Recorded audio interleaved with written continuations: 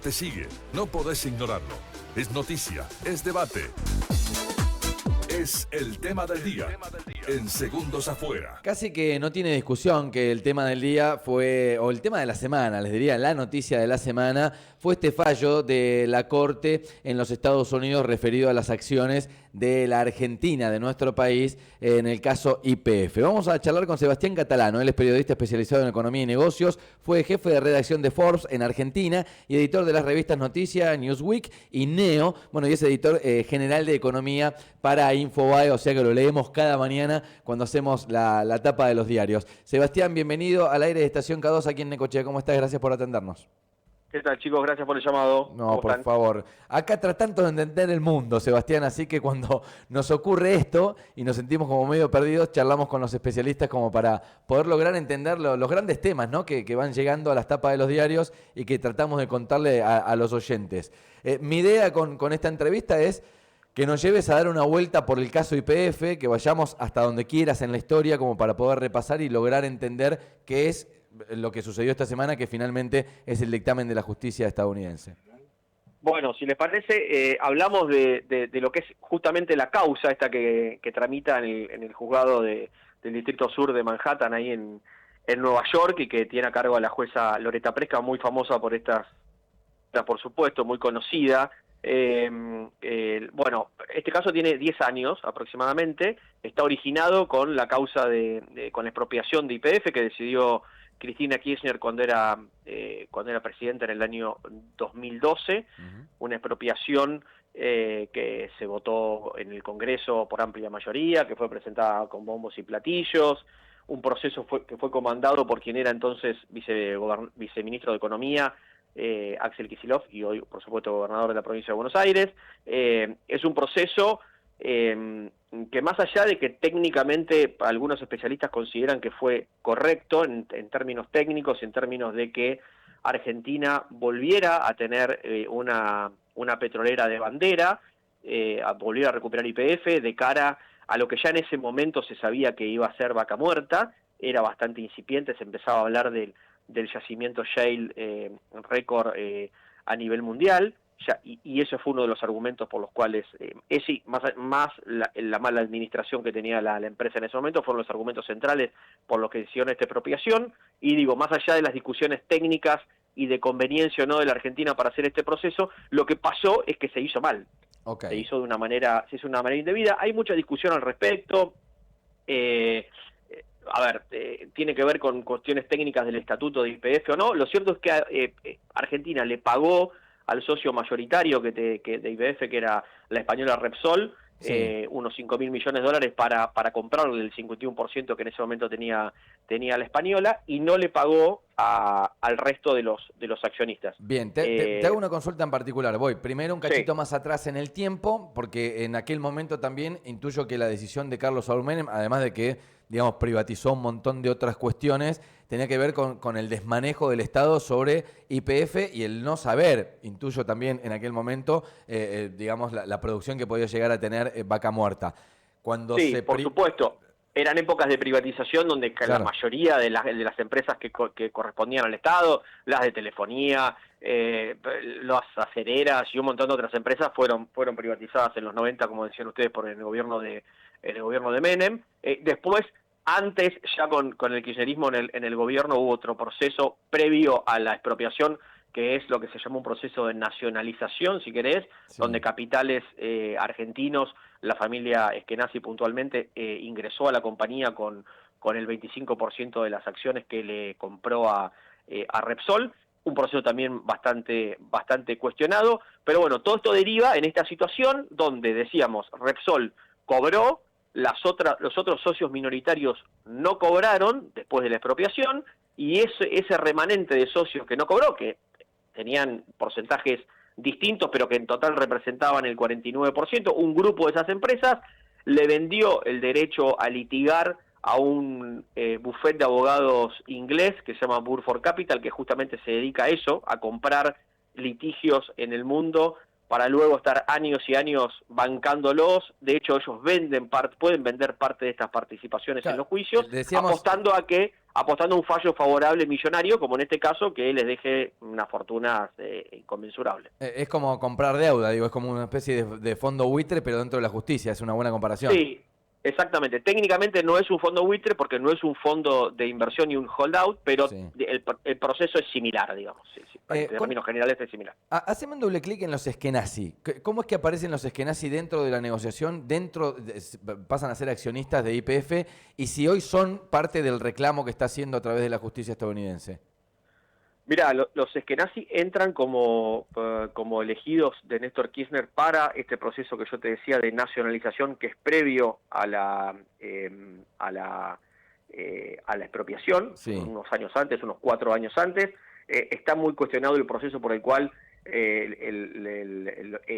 estos accionistas conseguían fondos, o sea, básicamente pagaban los créditos con bancos internacionales que habían conseguido para comprar la parte de Repsol con los propios dividendos de la compañía. Eso es un proceso que fue muy cuestionado, y bueno, el ingreso también por la cercanía que tenía la familia dueña de bancos provinciales, entre ellos el Banco de Santa Cruz, con la familia Kirchner cuando eran primero gobernadores, y después cuando Néstor era gobernador, por supuesto, y cuando después fue presidente, y también Cristina en 2 mandatos. Es un proceso también bastante cuestionado. Lo polémico puede llegar a ser que haya habido tráfico de influencia, digamos, aprovechando la posición de uno. Es una de las versiones. Con respecto a tu otra pregunta de qué participación tienen ellos, la verdad que no hay apertura al respecto oficialmente.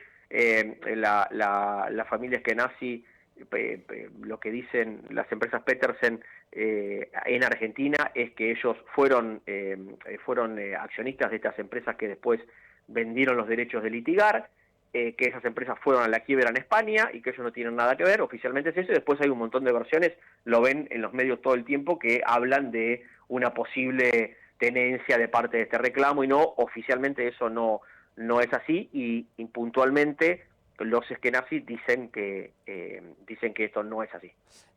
Hace algunos días escuchamos, porque vuelven a aparecer los audios de justamente quien era viceministro de Economía en aquel momento, de Axel Kicillof, diciendo que a Repsol se le iba a pagar, que se le iba a pagar en un precio que hasta para Argentina era relativamente barato, me acuerdo, dijo, o esgrimió algo así parecido, y que no solo no se iba a pagar en efectivo, sino que se iba a pagar con bonos a futuro. Digamos que era un negocio en aquel momento para Argentina, lo presentaron así. Repetime, que se cortó la última parte y no te escuché. Ok, decía, escuchaba los audios de Axel Kicillof cuando presentan la expropiación, que habla de que no solo no se iba a pagar el valor real que tenían las acciones de Repsol en aquel momento, sino que se iba a pagar con bonos a futuro. Digamos que lo presentaban como un gran negocio en aquel momento. Sí, fue presentado de esa manera. Ya te digo, la presentación entera fue muy rimbombante. Habló Cristina en Casa Rosada, se habló de la recuperación de la soberanía energética. Insisto, más allá del contexto técnico de esto y de la conveniencia técnica que podemos discutir ahora si correspondía o no, a la vista de lo que es Vaca Muerta hoy, sí, y lo que representa para YPF, la cuestión es que a Repsol se le terminó pagando lo que había que pagarle, se le pagó en bonos, Repsol cobró todos esos bonos, o sea, Repsol se quedó con el dinero, y lo que pasó es que no se hizo lo que había que hacer, que era una oferta pública de adquisición, así se llama técnicamente, para los otros accionistas, como te contaba, y ellos son los que terminan pagando. Burford litiga durante más de 10 años, hay un montón de instancias en las Cortes de Estados Unidos, incluso hubo hasta un pedido a la Corte Suprema de Estados Unidos que no atendió el caso. La cuestión avanzó, y después, en el 2023, en marzo del 2023, la jueza Loreta Presca falló en contra de Argentina, después de haber fallado muchas veces en otras instancias, hizo el fallo definitivo de ahí lo perdimos. A la Argentina, no a YPF, a YPF la dejó afuera, dijo la empresa no tiene nada que ver, es un tema del Estado. El Estado argentino lo condenó a pagar 16.000 millones de dólares por este proceso mal hecho de expropiación, y esa cifra es una cifra viva, porque corren intereses sobre ese monto, que ya supera los 17.000 millones de dólares. Así que en Estados Unidos, a diferencia de la ley argentina, obviamente inmediatamente apeló ese fallo de primera instancia, pero a diferencia de lo que pasa, por ejemplo, en las Cortes argentinas, esa apelación no implica que cese el proceso en el primer fallo de Presca, que siguió cursando. Burford siguió haciendo pedidos diciendo que Argentina no quería negociar, cosa que es verdad, porque Argentina con ningún gobierno, ni el de Cristina Kirchner, ni el de Mauricio Macri, ni el de Alberto Fernández, ni el de Javier Milei hasta el momento, se reunieron con Burford bajo ningún tipo de circunstancia, ni para negociar, ni para hablar, ni para nada. Entonces hay como, tanto la jueza como Burford dice que Argentina no tiene intención de solucionar este tema, que solo tiene intención de dilatar la cuestión. Sí. Bueno, finalmente viene este fallo, está la apelación, en paralelo Burford empezó a pedir cuestiones que yo te diría que son un poco hasta exageradas, como por ejemplo quedarse con las acciones del Estado que tienen YPF. A Burford no le interesan, Burford quiere cobrar, a Burford no le interesan las acciones. Es más, sería un problema para Burford que eventualmente le dieran las acciones, porque es un estudio de abogados que le llegaría la mayoría accionaria de una petrolera. O sea, no sabrían qué hacer, tendrían que ir a venderla. Lo más probable es que se la terminen vendiendo a cualquier fondo buitre por ahí que está dando vuelta para sacársela de encima rápido. Y eso sería realmente, o sea, lo que realmente quieren un ellos, problema. hablando lisa y llanamente, es la viva, es el Sí. dinero que están reclamando, que por lo que tengo... Sí. Y lo que dicen en voz baja, porque no hablan oficialmente, es que están dispuestos a negociar. Y cuando Claro. dicen eso es, yo no quiero decir. 16.000 millones de dólares, que es la cifra que está recorriendo todas las noticias, ¿no? Que sería, Bueno. por lo que tengo entendido, es la mitad de la base monetaria que tiene la Argentina, más o menos. Y en más o sus menos, arcas. sí, pero lo que pasa es que no se sabe, pero eso no se paga en efectivo. El fondo ya extraoficialmente dijo que hasta podría aceptar algún bono, eso nunca se va a pagar en efectivo, eso se paga con medio de bonos, que inmediatamente el fondo negociaría, el bufete de abogados negociaría en el mercado. No es que se va a pagar al contado, pero bueno, como por el momento no hubo ninguna intención del gobierno de hablar del tema, la jueza siguió el proceso y en este esquema de pedidos disparatados, si quieren, entre comillas, el que también incluyó un montón de pedidos de embargo contra bienes y activos argentinos en el exterior, cosa que Argentina tiene poco y nada de activos en el exterior embargables, porque las embajadas y demás están exentos de este tipo de situaciones. Bueno, la jueza accede a este pedido de quedarse con las acciones y genera todo el vendaval mediático que vemos en los últimos días, porque es fuerte, digamos, que el Estado argentino pierda la posesión de una de las empresas más importantes de la Argentina. Y con más futuro, digo, ¿no? Porque Porque y demás. YPF era como la empresa que nos iba a sacar de donde estamos. Medio que la pintaron así, en una cuestión de cuando presentaron Vaca Muerta y la producción que puede llegar a tener. Y sí, y ahora que Vaca Muerta empieza a ser más una realidad, YPF está encabezando la fabricación de oleoductos y de gasoductos importantes que van a permitir hacer licuefacción del gas que sacan de Vaca Muerta para que sea exportado por medio de barcos.